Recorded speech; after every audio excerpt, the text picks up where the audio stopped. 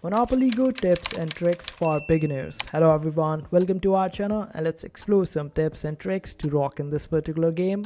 So for this, just simply download it from Play Store, and after that, when you are rolling the dice, make sure that you just keep rolling it instead of just going onto the build section and upgrading to the monuments, because this might cost you a little extra money.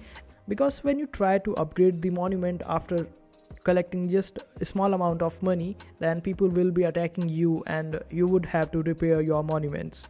So this will just cost you time and effort. So instead of upgrading these monuments after just collecting little money, instead of that, just simply keep rolling your dice and collect almost all the amount of money that is required in order to upgrade all the monuments. This way you would be able to not just save money but also your time and efforts. And also, whenever you have more than one sticker on Monopoly Go, you can trade it with your friends. This will help both of you guys.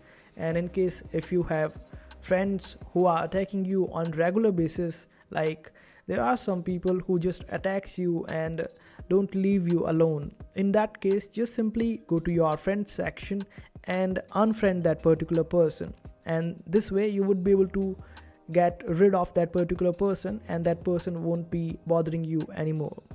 Because whenever you have friends on Monopoly Go, they will tend to attack you and they will get you as an option when they are on this particular short line or railroads.